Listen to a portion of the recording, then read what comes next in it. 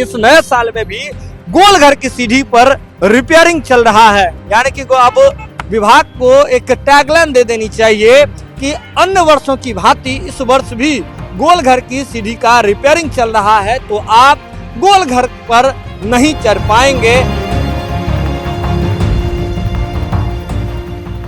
पिछले 14 साल से यही कहानी है और अब तक गोल घर का जो सीढ़ी है वह मरम्मत के नाम पर बंद है। नमस्कार, लाइव सिटीज देख रहे हैं आप। बचपन में हम सभी ने पढ़ा था और आपके भी पुस्तक में एक चैप्टर आता था जिसमें लिखा हुआ था पटना का गोल घर।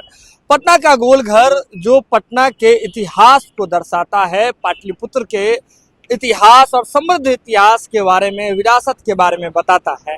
आपको बता दें कि एक समय में जब अकाल पड़ा हुआ था तो उस दौरान पटना के गोल घर का निर्माण किया गया था और इस गोल घर में अनाज का भंडारण किया जाता था। परिस्थिति बदल गई, समय बदल गया और साल दर साल बदलते गए, लेकिन पटना का गोल घर इतिहास के पन्नों में दर्ज हो गया।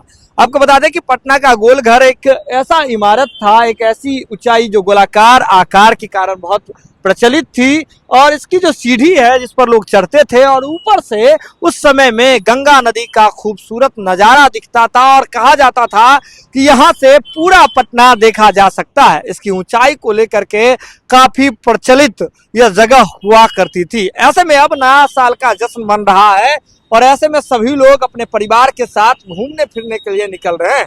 लेकिन अब आपको बता दें कि पटना के गोल घर आने वाले व्यक्तियों के हाथ में सिर्फ एक चीज लग रही है, वह है निराशा। किस बात को लेकर के? तो आपको बता दें कि 2011 में ही राज्य सरकार की ओर से भारतीय पुरातत्व सर्वेक्षण को 1.38 करोड़ यानी कि 1,38,000 रुपए की राशि सीढ़ियों की मरम्मत के लिए सौंप दिया गया था। इसके बाद आपको बता दें कि यह राशि खत्म हो गई, लेकिन अब तक सीढ़ी का मरम्मत चल ही रहा है।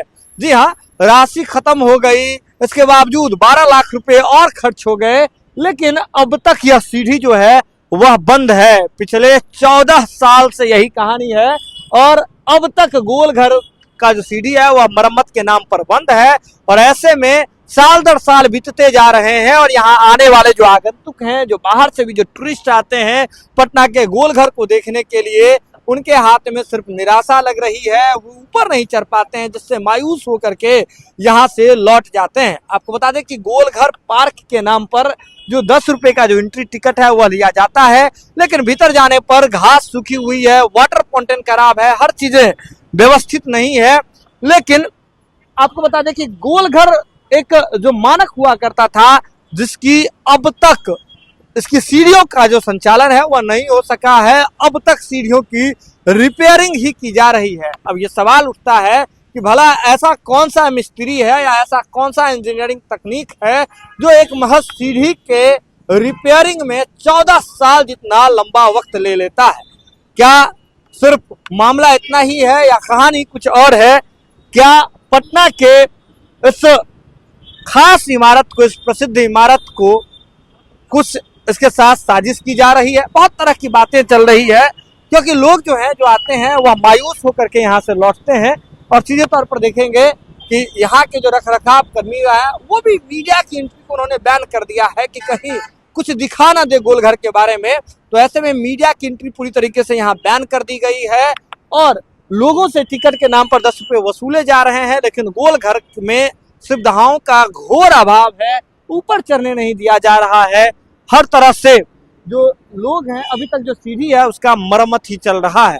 तो ऐसे में नया साल में अगर आप घूमने आ रहे हैं और चाहते हैं कि गोल घर भी देखा जाए, राज्य के कोने कोने से, देश के कोने कोने से पटना का गोल घर देखने आ रहे हैं, तो यह खबर बिल्कुल आपके लिए थी, जिसमें आपको यह जानने की जरूरत है कि इस नए साल में भी गोल घर की सीढ़ी पर रिपेयरिंग चल रहा है। यानी कि अब विभाग को एक टैगलाइन दे देनी चाहिए कि अन्य वर्षों की भांति इस वर्ष भी गोल घर की सीढ़ी का रिपेयरिंग चल रहा है, तो आप गोल घर पर नहीं चढ़ पाएंगे। और साफ साफ शब्दों में बाहर भी लिखा गया है कि गोल घर पर चढ़ना सख्त मना है।